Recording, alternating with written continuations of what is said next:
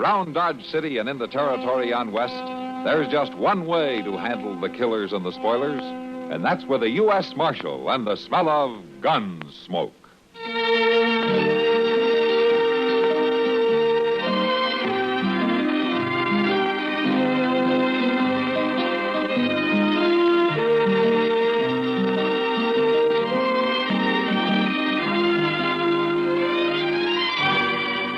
Gunsmoke, starring William Conrad, the story of the violence that moved west with young America, and the story of a man who moved with it. I'm that man, Matt Dillon, United States Marshal. The first man they look for and the last they want to meet.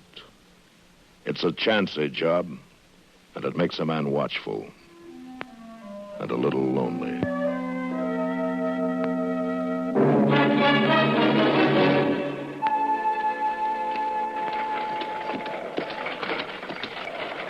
This ain't the smoothest wagon trail I ever seen, but it'll save us a couple of hours going across country this way. Don't worry about me, Will. I'll be all right. It's just I don't like the looks of that storm. Not this time of year. There's a lot of snow in them clouds. You think we can beat the storm to the line shaft? Ought to. You sure? Of course I'm sure. Come on, you. Here. As soon as we get to the top of this rise, you'll see it.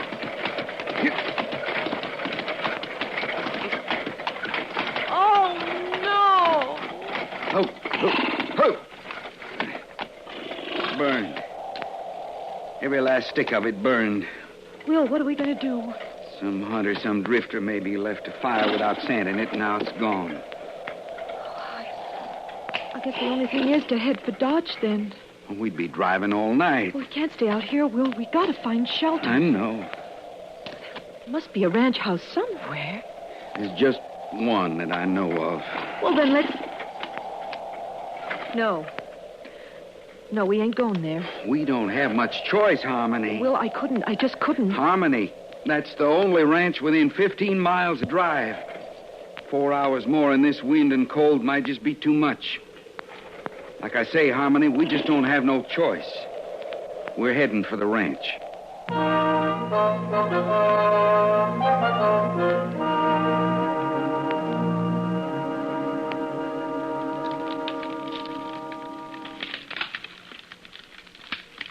It's a good thing I toted in all that stove wood, Mr. Dillon. We're going to need plenty of it before morning. Yeah, it'll be a real cold night, it sure looks like. Snow keeps on there, so it's going to be 2 foot deep on the level. You know, if you don't take your boots off that stove, you're going to have 2 feet on the bare ground, Chester. What are you talking about? Chester, the soles are starting to smoke. Now take them off the stove. I declare, Mr. Dillon, I thought I smelled something burning in here. The stove's red hot. Yeah, well, at least my feet's warm for the first time in 2 days. Yeah. Say, I think maybe I'll rub them with tallow. Leather ought to soak it up real good, being hot that way. And Evening, Matt. Kitty, come on in. Oh, it's cold out tonight. Stand there by the stove and burn with Chester. I can't stay, Matt. I got to get back to Long Branch. Oh, big crowd tonight? Yeah, but quiet one.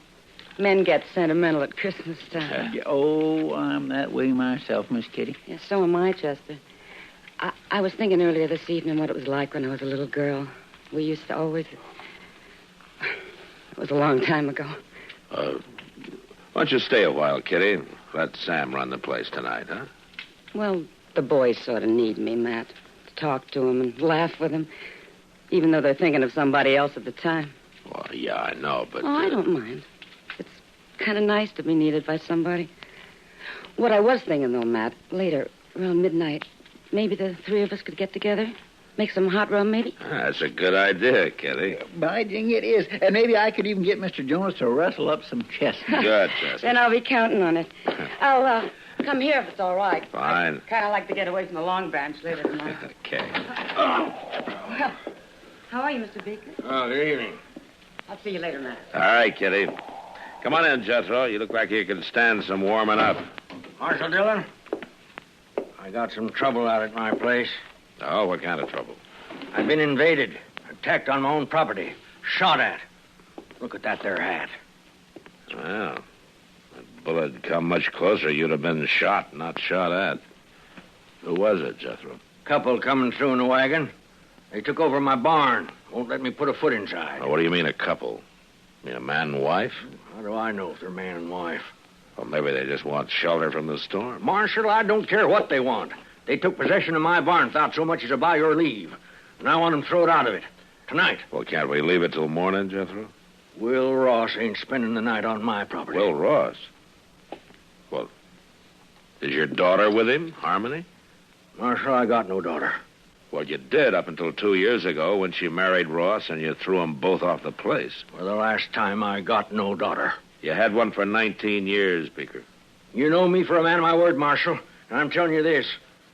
If you don't ride back out there with me right now and get them two off my property, I'm going to burn that barn down with them inside it.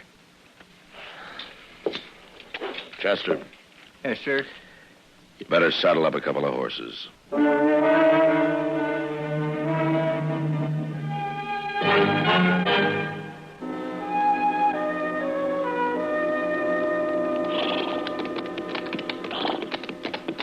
I don't see any wagon, Jethro.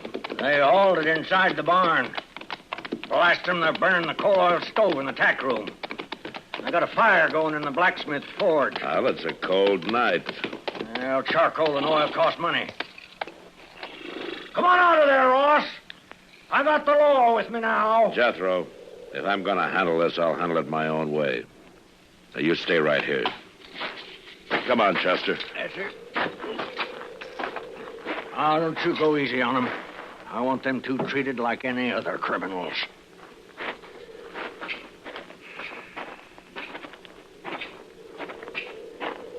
We make mighty good targets again in this snow, Mr. Dillon. Yeah, I guess we do at that. I think the wind's dying down. May not turn into a blizzard after all. Mr. Dillon, I just don't like the idea of walking right into a gun. Will Ross. Who is it? Who's out there? It's Matt Dillon. Hold your fire, Will. You stay back. I'm warning you, Marshal. I just want to talk to you, Will. Now, come on, open up the door. It's cold out here. Is old Jethro with you? No, just me and Chester. You can come in alone, Matt. You leave your gun out there with Chester. All right, open up. Here, Chester. Hang on to this.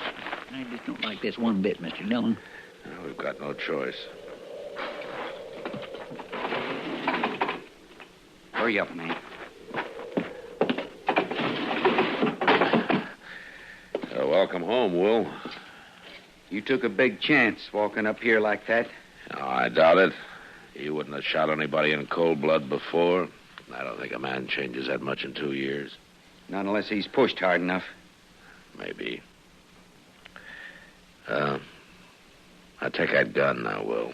You said you just wanted to talk. Yeah, I do. But not over a gun sight. Now hand it over. No, stay back, Matt, or... No. Now, like I said, Will, a man doesn't change that much. No, I guess not. I wouldn't even have shot old Jethro. I figured that. We didn't aim to stop here, Marshal. We was trying to make Dodge and the storm come down on us. A man takes shelter where he can. I wouldn't even ask him for a drink of water. Not after the way he treated us when we got married. But we just didn't have no choice. Where's Harmony, Will? She's in the tack room. It's warmer there. I made up a bed for her with some straw and blankets. A bed? You better go talk to her, Marshal. She'll be right glad to see you after all this time. All right. Chester. Yes, sir. You stay here with Ross. I'll be right back. All right, Mr. Dillon. How you been making out, Will?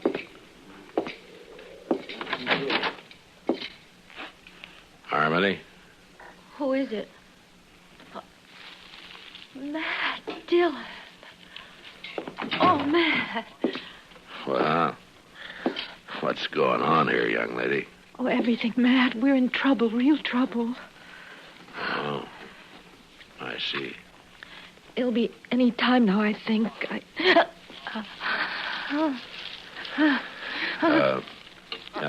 Don't you worry, Harmony. I'm going to get some help out here right now. And, don't you worry, everything's going to be all right. You get out of my barn and off my property, Rob. And take that woman of yours with you. Jethro, I told you to stay outside. I'll remind you these is my own premises, Marshal. We'll worry about that later. Chester, Yes, sir. go get Doc out here fast. Well, what'll I tell him? Is Miss Harmony took down sick? Not exactly. What? Just get riding. Yes, sir. I'll get him. I'll get him right away.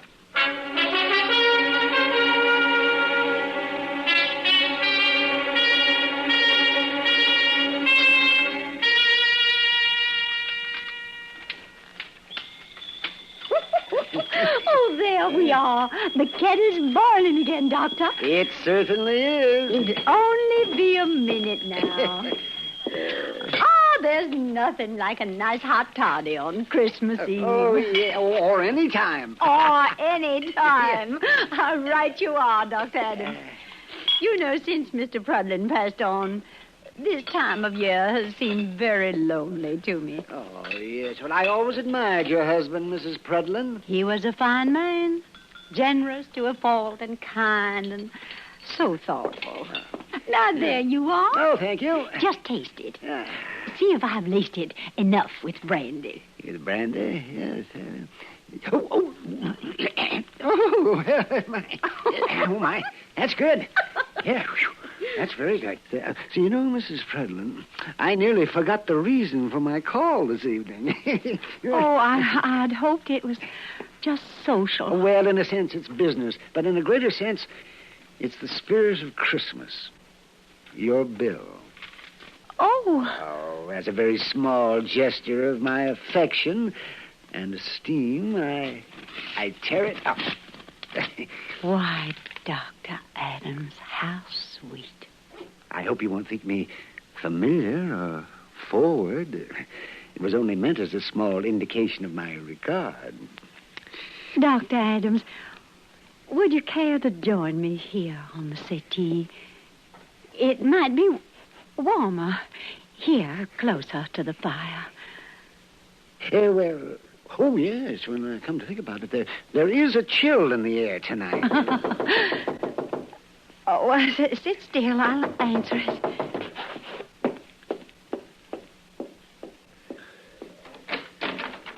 Good evening.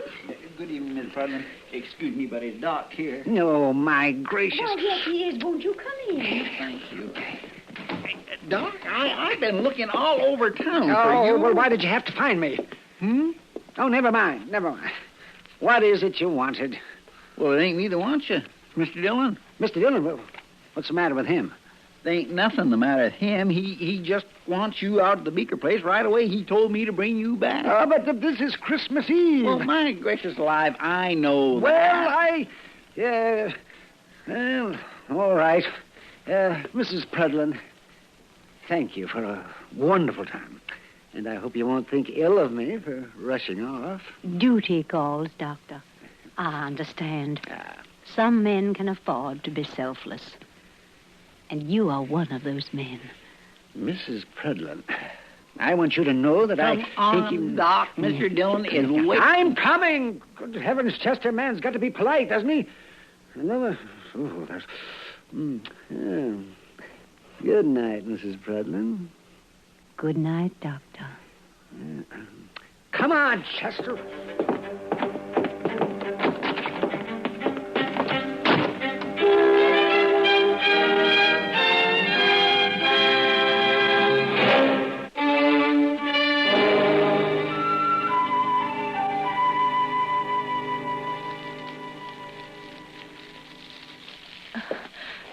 Matt. Oh, Matt, I'm scared. Easy now, Harmony. Will and Chester will be back any minute, and they'll have Doc with them. Why don't they hurry? It won't be much longer now. They got to hurry. They've just got to. Harmony, it's going to be all right. Why couldn't Chester have gone alone? Why did you send Will with him? If he stayed here, your father and him would have been at each other's throats. Where is Pa? Out there keeping the forge burning and heating up water. I'm looking sicker by the minute. Why did it have to happen here, Matt? Take it easy now. If only I had something to hold on to. Maybe if you give me your hands. Sure. There you go. There. A baby's first look at the world ought to be all love and joy. Not like this. Not with Pa hating us like he does. Now, Harmony. He does. He hates us, Will and me both. Maybe not as much as he puts on. Matt. You're right, I think. What do you mean? It's not going to be much longer. Take it easy now. If Doc doesn't get here, you'll stay with me. You'll help me, won't you, Matt? What? Yeah, sure I will. I'll do what I can, but... Well, he'll get here, though. Doc always makes it. I hope so, Matt. But I'm afraid he's going to... All right. Now, what's all this fuss about? Oh, Doc. Yeah, it's a fine time of night to drag a man out in the snow.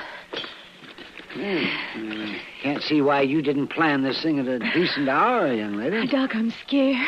Yeah. Oh, fiddlesticks. Not a thing to worry about. Women were having young'uns long before you and I were even born. Hurry, please. Oh, no. Wait a minute. You settle back there and you quit worrying. I'll tell you when it's time to worry. Doc, do you mind if I... Well, man. Well, look at you. You're as white as a sheet. Well... Oh, you thought you were going to have to take over by yourself, didn't you? Yeah, well, all right. You go on out there and tell that old buzzard to heat up some more water. He hasn't got half enough. All right, Doc. Yeah. And then you stay out from underfoot, will you, Matt? Because me and Harmony's got work to do.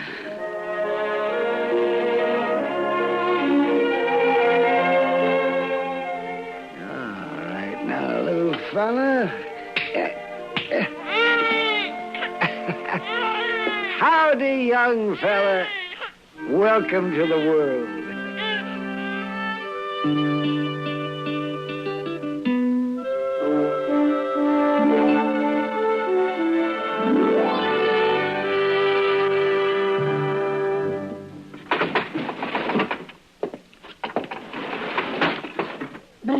Still cold, Mr. Dillon. Stop snowing, though. Clear as a bell. There you are, Mr. Beeker. Better put some more wood on that forge, I guess. The fire's down pretty low. So's my wood pile.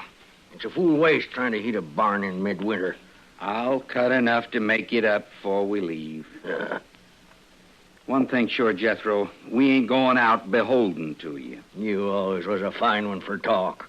And mostly I can back it up. Well, you didn't with Harmony. We don't need your old man's farm, you said. We'll have us one twice as big, you said.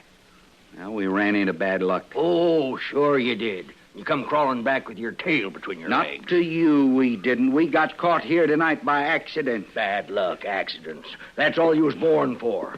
Just what I told Harmony when she defied me and up and married you. Is that so? Now, you listen to me, Jethro. All right, that's enough. Now, settle down, both of you. Well, I didn't give you back your gun just to have you start another argument. I'm sorry, Marshal. I'm just kind of on edge, I reckon. Well, you know, Marshal, I'll remind you that all of you are trespassers on my property. I thought we settled that, Beeker. I'm here because you asked the law in, remember? Well, you sure ain't done nothing. Force of circumstances. They'll leave as soon as your daughter's able to. Now, you can count on that. I got no daughter, Marshal. Well, anyway, while they're here, you're going to keep the peace. Well, there ain't no law against talking. There is if the talk leads to violence. And just remember that Harmony and Will don't like putting up with you any better than you like putting up with them. Yeah. Real high and mighty, ain't they? Without a roof over their heads. Well, a lot of folks might figure that makes you look worse than them. Hey, what kind of talk is that, Marshal? Well, a ranch this size, a big house on it, and a man your age trying to work it all by himself while his own kin roam the countryside. Some folks might figure a man like that's got a lot of meanness in him. I told her what to expect if she married this fella. You know, a man might tell somebody most anything when he's mad, Jethro, but it's plain stubbornness that makes him stick to it afterwards. Why, they come sneaking into my barn like bandits, Marshal. Didn't even knock on my door. And now you're saying I ought to go crawling to 'em. I didn't tell you what you ought to do. It comes to that, though. And I ain't doing it. Don't you worry, Jethro. We don't want no part of your ranch. And it ain't being offered to you. I worked mighty hard to make this place what it is. A little peace and quiet out here wouldn't do the patient any harm, you know. How is she, Doc? Is she going to be all right? She's fine. And so's the young'un. She'll live to have a dozen more. And he'll grow up and probably come to a bad end, like being a marshal or country doctor. Now, young lady, I'll be back in the morning, so you get yourself some sleep. All right, Doc. What would you tell my father? No, if you've got any telling to do, you tell it yourself. Pa? Pa? Well, answer, you old coot. She's talking to you. Yes. What is it? Pa? Will you come in here and say howdy to your grandson? Grandson? My grandson? Of course he's your grandson. My golly, I hadn't thought of that. It's my grandson. I don't know now, Jethro. You just got through claiming you didn't even have a daughter. Huh? Oh, confound it, Marshal. You're trying to put words in my mouth. Of course I got a daughter. And a grandson. Not as fine a boy as you could ask for. Say, Will. Yeah?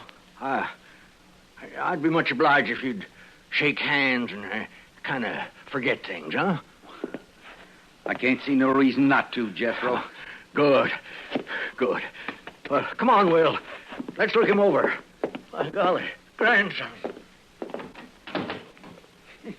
Crazy old fool. Young'un's born every day. It's nothing to get all worked up about. Who you fooling, Doc? Nobody. Well, what are we going to do? Huh?